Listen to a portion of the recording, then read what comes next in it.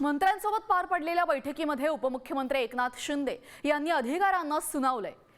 कामांच्या प्रलंबित असण्याबाबत आणि निधीच्या तुटवड्याबाबत त्यांनी सवाल उपस्थित केलेत। कामं होत नसल्याच्या तक्रारी प्राप्त झाल्याचं सांगत त्यांनी अंतिम टप्प्यामध्ये असलेल्या प्रकल्पांवर विशेष जोर देण्याचे निर्देश दिलेले आहेत। या संदर्भात अधिक माहिती घेऊयात आमचे प्रतिनिधी सूरज मसूरकर आपल्यासोबत थेट जोडले गेलेले आहेत।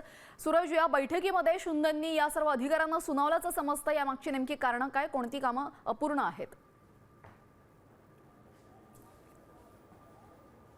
निश्चितच जर का पाहायला गेलं तर आज मंत्रिमंडळ बैठक होती आणि त्या मंत्रिमंडळ बैठकीनंतर पुन्हा एकदा उपमुख्यमंत्री एकनाथ शिंदे यांनी सर्व मंत्र्यांची जी आहे ते बैठक घेतलेली होती आणि या बैठकीत प्रामुख्याने त्या खात्याचे सचिव असतील, मंत्र्यांचे OSD असतील आणि खाजगी सचिव असतील, या सर्व अधिकाऱ्यांची जी आहे ती बैठक बोलवली होती। आणि या बैठकीत मुख्य म्हणजे एकनाथ शिंदे जे आहेत ते जी प्रलंबित कामं आहेत, प्रकल्प जी रखडलेले आहेत, या सर्व संदर्भात या सर्व कामांचा जो आहे तो एकनाथ शिंदेंनी या अधिकाऱ्यांकडून आढावा घेतलेला आहे। आणि सगळ्यात महत्त्वाचं म्हणजे कोणती कामं प्रलंबित राहिली आहेत आणि त्याची नेमकी कारणं काय आहेत, निधी तुम्हाला कमी पडतोय का, निधी कुठे कमी पडत नाही, मात्र मग कामं का प्रलंबित राहत आहेत, अशा तक्रारी ज्या आहेत त्या अनेक आमदारांनी केलेल्या आहेत। त्यामुळे कामावरती लक्ष द्या, तुम्हाला निधी कुठेही कमी पडत नाही, त्यामुळे हे असं का घडतं, अशा अनेक प्रश्न जे आहेत ते उपमुख्यमंत्री एकनाथ शिंदे यांनी अधिकाऱ्यांना विचारलेले आहेत। अधिकाऱ्यांसोबत आज बैठक होती, त्यासोबत मंत्र्यांची देखील बैठक होती आणि त्यामुळे कुठेतरी आज पाहायला गेलं तर अधिकाऱ्यांची जी आहे ती खूपच धावपळ आपल्याला मंत्रालयामध्ये पाहायला मिळाली होती। जी, धन्यवाद सूरज दिलेल्या सविस्तर माहितीसाठी।